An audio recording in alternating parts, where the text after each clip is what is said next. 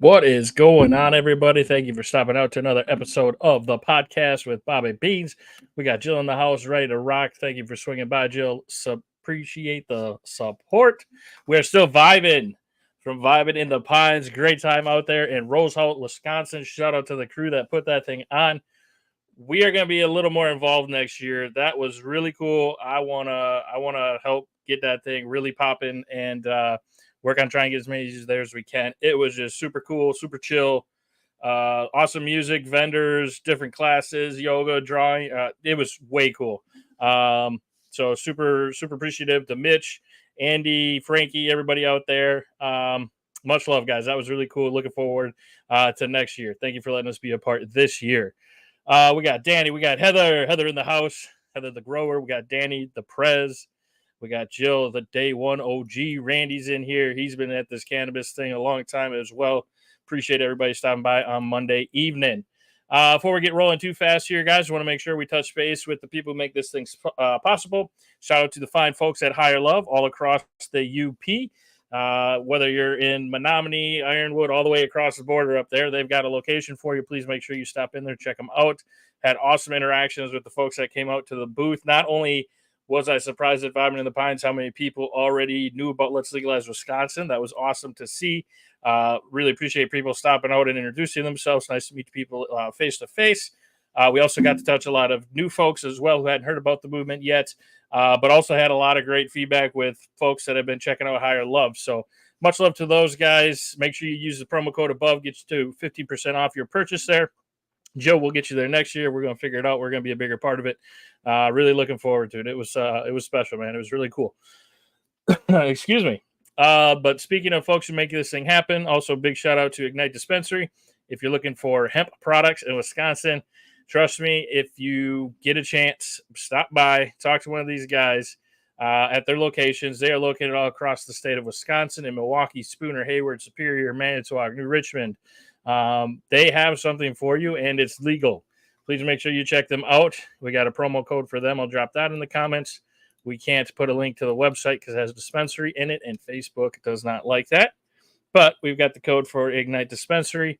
Just pull them up online and look for the logo you see on the screen. My thing is flipped, so it's a little trippy here on my end.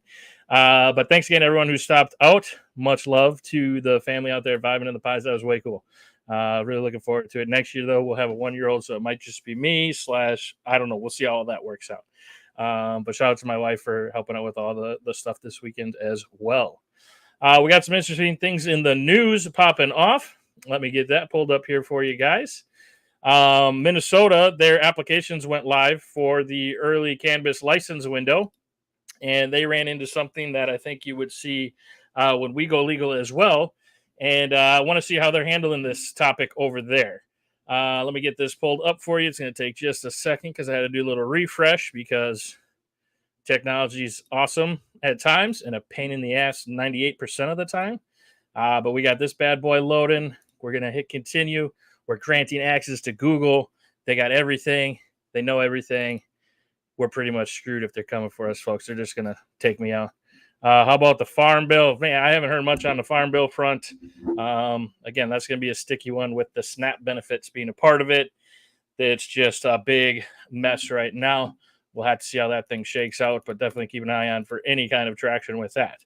What Minnesota's running into is what you'd probably expect, and that is out-of-state applicants swarming for the early Canna license window. The article that I got sent that we're going to be going over here, this comes from the Minnesota Star Tribune. This is the one this is the one you got to pay to read. Yeah, hang on. Somebody sent me one that wasn't the one you got to pay to read because I have no use for it as far as the Minnesota State Tribune goes. Here we go. So they've those chosen among the 1,800 pre-applications is how many they are at over in Minnesota. We'll have a head start when Minnesota issues licenses, likely next year. More than half of the early social equity applicants vying to be first in line live in other states. More than half. That is crazy to me. But I guess that's what you're going to expect. And there's a lot to be said for if it's a good thing or not. It's a touchy subject when it comes to the multi-state operators Real quick, we got a message from Eugene. Glad you're advocating Wisconsin needs to legalize. People need medicine more than anyone is aware. And also, Higher Love Norway is a great place. Hey, that's great to hear, Eugene. Glad they took care of you. And glad to have you stopping out here. It's going to take all of us. I just try to be consistent with keeping some kind of a message going, like this podcast, so that we're always creating awareness in the state. So appreciate those words and appreciate you stopping out, man. Appreciate the support. You're good. I knew what you meant. With Higher Love. So it looks like state law in Minnesota does not require applicants to live in Minnesota. Also, social equity applicants who clear an initial review will have equal treatment in the lottery drawing this fall. That will determine who wins the license pre-approvals, according to the Cannabis Office of Minnesota. We know we couldn't keep out-of-state parties out because that has been deemed unconstitutional in other states. Okay. What is your guys' takes? Are you have you had good luck with multi-state operators, as they're called, or do you think we should have some of those coming to Wisconsin? What's your guys' take on the MSOs? If you want to drop those in the comments. We knew out of state where people were going to be coming in, so it didn't take some of us by surprise. Looking over this a little more here, they expect the market in Minnesota to be a $1.5 billion market. $1.5 billion. I would think there's enough to have some out-of-staters in there. Jeez, 1.5 billion. The Moss is quoted here as saying we are seeing a lot of last minute deals being made with social equity applicants, and we are trying to make sure there wasn't anything predatory going on. Again, we hear that in a lot of states, unfortunately, where they kind of prop up an individual or act like this so and so is going to be running the company, but they're just kind of getting paid. Like it's tough, but damn, if people could just be true to it, like we need to take care of these folks that have been put down by it for so long, and it would be great to see. So hopefully they're able to piece this thing together. Looks like Jill says we should have some. Heather says as long as it's regulated, right? I think there's a place for some. Yeah, as long as it's fair. I mean, it's. I think business competition is good. And I think especially when we're first rolling out, it's gonna be hard to come up with enough cannabis to go around. So we'll have to see, but again, it's got to be fair. It's got to be Wisconsin should definitely have a leg up. And once the Wisconsin folks that want to be involved are whole, maybe figure something out. So we'll see how things shake out. But again, we'll be keeping an eye on Minnesota, our neighbors here, as they start rolling this thing out. We've got the pre-approval is meant to put social equity applicants on equal footing, which is obviously what they're trying to do. They're just in the pre-approval process right now, so there's no licenses going out. There's still a lot of rigmarole to go through, which again, everything we talk about in the cannabis world definitely involves that rigmarole. It's crazy. The state's cannabis agency recently issued a first draft of its rules. We touched on those a few episodes ago. Looks like grow operations chosen in the lottery will be able to start as soon as they win the pre-approval, which is a smart move in my book. Let them start growing so that you don't open a legal market with no grows that have been running, right? That's just common sense. So in many states, legalized recreational cannabis, high prices because of low supply and high demand often mark the early days. But they had the total number of licenses available over Minnesota was 282 in the pre-approval lottery, which was 100 micro businesses, 25 meso businesses, and 38 retailer licenses up for grabs in the first round. So it was the micro businesses and the meso businesses. Those allow the licenses to both grow and to sell in the state of Minnesota. Again, it's going to vary by state, but that's what they're rolling out over there in Minnesota. So shout out to the Minnesota boys and girls who are trying to get things rolling. Hopefully they see some progress. They've been really putting some steps forward, and we'll be keeping an eye on that. But as expected, they definitely have some folks from out of state looking to get in, and it sounds like they have a program they're trying out. So we will keep tabs on that because expecting something similar here in Wisconsin whenever they wake up and we get legal here. So let's go Vikings, Jill. Watch it now. All right, so Ohio opened up their adult responsible use sales. How much do you think they sold in their first 5 days of sales in Ohio? Anybody know? Anybody got a guess? Their first 5 days. I can't remember how many they opened. It wasn't a ton of locations. I don't know if it tells me how many. Issued certificates to 98 dispensaries throughout Ohio on August 6th, though more are expected to get them. They got, let me get this to the right page, $11 million of sales in the first 5 days of sales opening. Again, shout out to another great state here in the Midwest that is trekking along quite a bit quicker than us here in Wisconsin. Not just Green Bay. There's more than just us, Bob. I'm in the compound down here, the Let's Legalize Wisconsin compound. I get hyped up, all right? Calm down, folks. I know you're out there. We're getting spicy with these folks. We're way behind. Ohio's got adult responsible use. Minnesota's open up responsible use. 11 million in 5 days. That is crazy awesome. And that's according to the Ohio Division of Cannabis Control. So it looks like the sales opened on August 6th, and by August 10th, roughly 1,300 pounds of non-medical plant material had been sold. Right, Heather? That is moving some units. In addition, they have sold 173,000 units of manufactured products such as edibles. All non-cannabis medicals, or all non-medical cannabis. Let's try that. All non-medical cannabis sales totaled $11.5 million. The report says. It doesn't lay out how much of that 11.5 was tax revenue for the state, because they have the excess tax and the sales tax there. Adult use cannabis consumers can expect to pay 15.7% when they go to the dispensary. That's what Ohio landed on, 15.75. We have to be sassy. That is true. We got to stay hungry. We got to keep on these folks. The 10% excise tax will be split up among the Cannabis Social Equity and Job Fund, the Department of Mental Health and Addiction Services, the Division of Cannabis Control, and local communities with dispensaries across the state. Seems like a pretty good spread as far as how you're looking to divvy up the money. And again, something that we're going to be keeping an eye on here in Wisconsin. And again, I feel like I'm preaching this, but I just hope at some point there's some politicians out there that are listening and they're maybe starting to think about legalization isn't a terrible thing, how it could help. But like, there's so many different parts to this monstrosity. You're basically, you're an $11 million market in 5 days, right? That's the kind of business you're looking at bringing to the state of Wisconsin. I'm sure it'd be very similar, if not more. So we're talking a big chunk of business, bringing it to the state. Please, let's do this right. Let's look at other states, see what they're doing. Are the states with 25% tax not making enough money because they're not selling enough?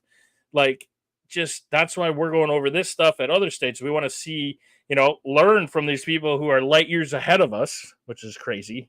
But again, it doesn't necessarily have to be a terrible thing that it's taken this long. I'm definitely ready to legalize it tomorrow, right? But instead of beating ourselves up like, man, we're the last, this sucks. It does, but let's look at the positive side, which is let's be smart about how we do this, and let's look at some numbers out there. How did this work when they tried letting out of state companies come in? How did this work when they had too high of it? I just hope that they're not just going to try throwing another bill out there to 4 state-run dispensaries, just random 4 state-run dispensaries, pill form only. That is not actually thinking and working with the cannabis industry, right? There are awesome folks all across the state doing the cannabis thing, awesome with hemp. Work with these folks. Be smart about it, and there's enough to go around. There's plenty to go around. Let's learn from those around us. Don't ask Eric Hovey. Oh, I don't like that guy, and that's not. I have voted more Republican in the past than I have Democrat. I don't think I've ever said that out loud on here. Probably gets people up in arms. I'm just telling you the truth. But it's been more the past few years that I've been starting to. I don't go by this is who I vote for, the left or the right. I try to, who do I think is legit? The more legit of the two. And I try to dig deep. I try to look into all this stuff. And there's just something about that Hovey dude, or however you pronounce his name. I just don't like that guy. And I don't look at people and say, you're a Republican, you suck, or you're a Democrat, you suck. And I'm not saying he sucks. I'm sorry, I shouldn't. Oh my God, I'm going to be, I'll probably be out of a job tomorrow because somebody's going to have a big stink about this. But I just tell it how it is, folks. I try to look at the person, right? Like, if I fell down, is this person going to help me out? Type thing, if that makes sense. And there's just something about this dude who owns banks in California and coming back. I don't know. That's just I don't know. He's a piece. I don't get why Republicans here don't want to legalize it to get taxed and fix our damn roads. It's ridiculous, right, Jacob? There is something behind the scenes. I don't know if it's big pharma. It doesn't appear to be the tax or the Tavern League, being that they're involved. A couple of their board members are involved in hemp and that kind of thing. There's a big donor. There's big money telling them not to do it. And but with the amount of us in Wisconsin who are for it, if we can just get the pressure on them, they have to listen to us. We vote them in. They don't work for us. We vote them out. So that's really what we're trying to get done here is just keep growing this thing. So much love to everybody that's a part of this. Eugene says, once they realize cannabis helps a lot of people with, right? It's so many different things that it can help it with. And it's just, we get it, right? We get it.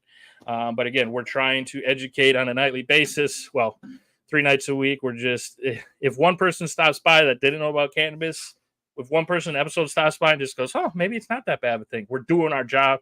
We're growing this thing. We're going to get it done. It has to happen, right? It's just too much of a common sense play for us not to be legal already, let alone in the very near future.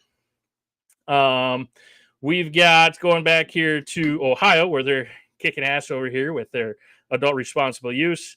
The Division of Cannabis Control issued certificates to 98 different dispensaries is what it was on August 6th. More dispensaries are expected to gain certificates over time. They've got a Division of Cannabis Control website where you can search the licensed dispensaries to find the one closest to you.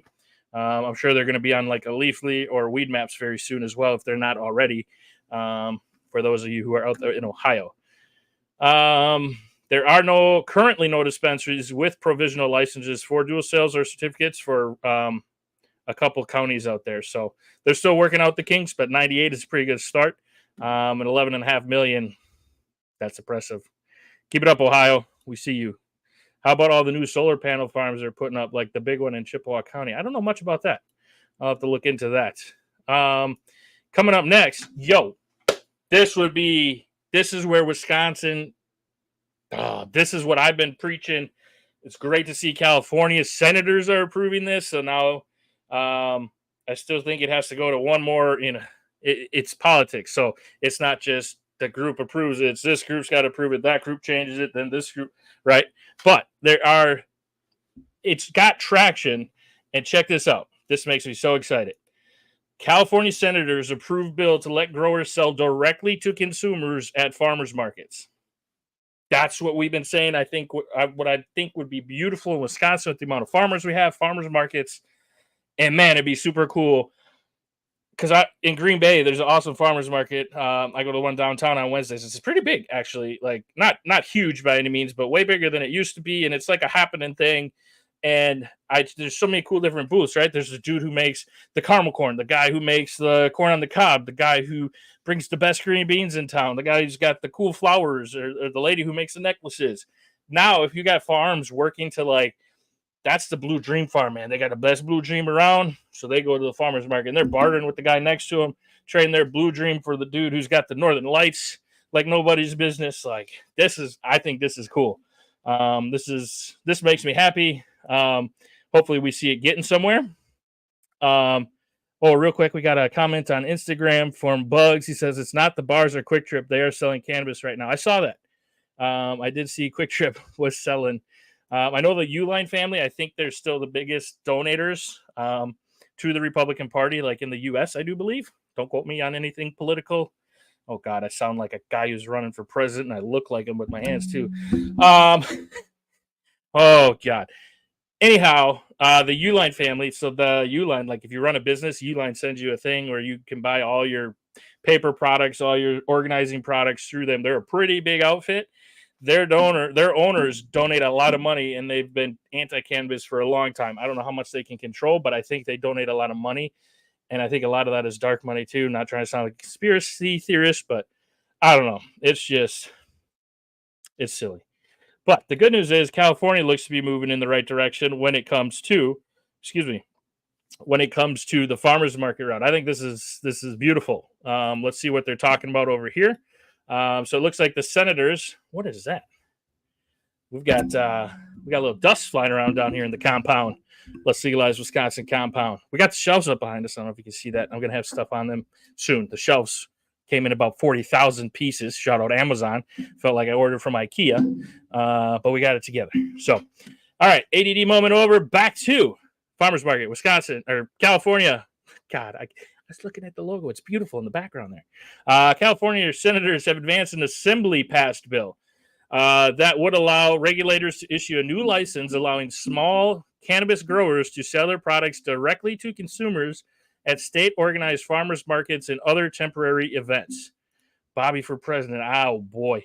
I'm pretty unorganized, Jill. I don't know. I would love to just talk to the president daily and be like, hey, man, you got to listen to the, like maybe coach him up a little bit. But I appreciate the support. I don't know that I could handle not being able to tell the truth okay, let's not act like I never lie, right? But as you see, when I'm talking, I just tell it like it is. And being a president, I feel like if you did that, it ain't gonna be good. It's just all messy. I don't like it, but I get what you're saying. The legislation from Assembly Member Gail Pellerin, a Democrat, was unanimously approved in the Senate Appropriations Committee in a 4-0 vote on Thursday. Looks like adults would also be able to consume cannabis on site at approved events. That would be awesome. A doobie walk. Hey, now we're talking, Heather. Let's get it. If enacted, however, the law would not mean that small cultivators could freely market their products alongside other traditional vendors selling fruits and vegetables at traditional farmers markets, for example, unless there was local and state regulatory approval to sell cannabis at a specialized area. Okay, so it looks like it's going to be a little bit of red tape, which is to be expected, especially kind of testing the waters here with a new kind of, product market in not a normal retail dispensary, but the farmers market here. The bill cleared the assembly in late May with nearly unanimous support before going to the Senate, where it passed through 2 committees. It now heads to the floor. If approved, it still needs to go back to the assembly for concurrence on Senate amendments, including a technical change stipulating that the licensee can only sell and allow on-site consumption at state temporary events instead of specified temporary events. Okay, so it sounds like it has to be a state farmers market, state-run farmers market, perhaps. Let's see here. Under the proposal, the Department of Cannabis Control would be authorized to issue a state temporary event license to a licensee authorizing on-site cannabis sales to and consumption by persons 21 years of age or older at certain venues expressly approved by a local jurisdiction as specified. Interesting. This is coming right from the bill. So local jurisdictions would need to consent to allowing the events in order for a license to be granted. So the good news, in my opinion, here would be that this made it off of the out of the House and approved by the Senate. So that should be pretty strongly supported. Again, politics and all the rigmarole, it still could be 3 years until this thing goes into effect. But in my opinion, that seems like a pretty good thing, pretty good sign when the House and the Senate agree on something, something Wisconsin knows nothing about. So we'll have to keep an eye on it. But again, this could be something where instead of Wisconsin just rolling this out and like, oh, well, we don't know, this could be really bad. Well, hey, California rolled it out. Here's how it's going. So, Cali, get it going, because when we're working on legislation here in Wisconsin, that would be dope to have this be a part of it. So hopefully they got it figured out. We got Senior in the house. What's up, Senior? Appreciate you swinging by. But yeah, California, farmers markets. Let's go. That's awesome. Shout out to Cali. Man, a lot of kudos to the states out there in the United States of America who are way ahead of the times. And poor old Wisconsin is pretty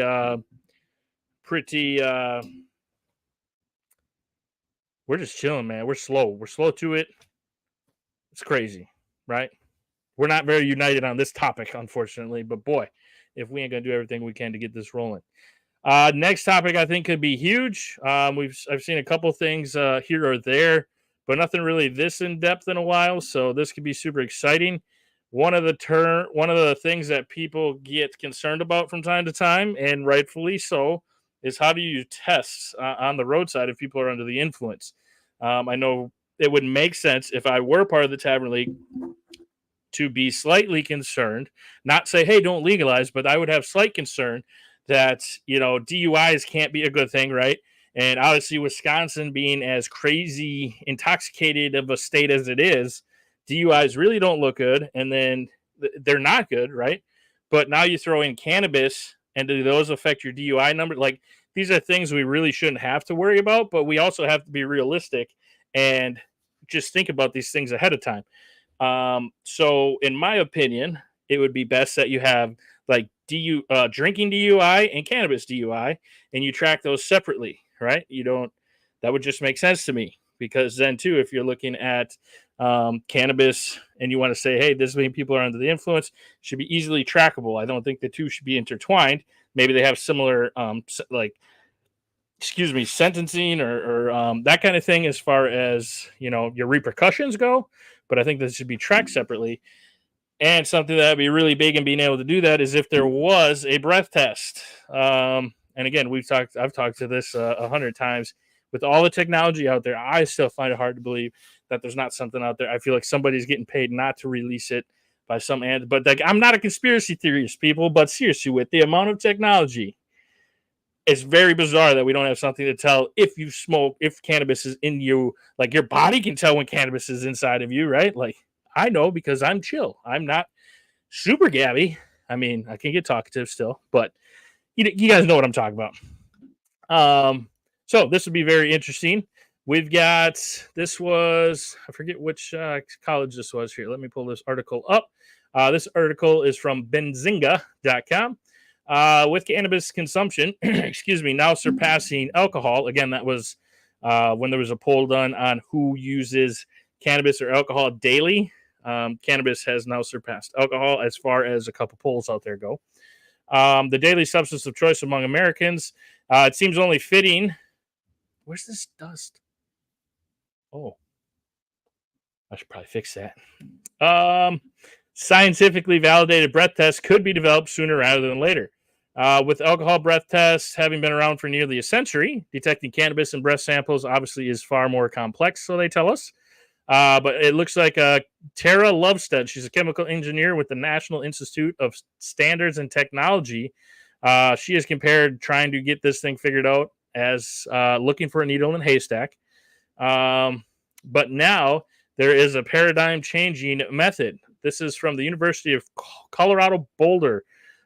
Researchers found that a single breath test might not reliably detect recent cannabis use, in that cannabis can remain in the body for weeks. We know this. Not the psychoactive effect, thus complicating the task of distinguishing between past and recent use.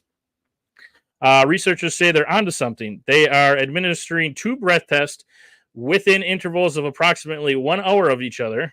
They contend, according to a recent NIST publication, that this approach could potentially lead to reliable roadside tests for cannabis. Obviously, it wouldn't be ideal that if it was assumed that you're under the influence that you have to wait an hour. But if we're talking about making it legal and we got to start somewhere. So I guess an hour isn't terrible of my life. I mean, I'm sure I got stuff to do if I got pulled over, but I'm also going to be pretty smart with if I'm driving not to be under the influence. You know what I'm saying? Like, you get what I'm saying.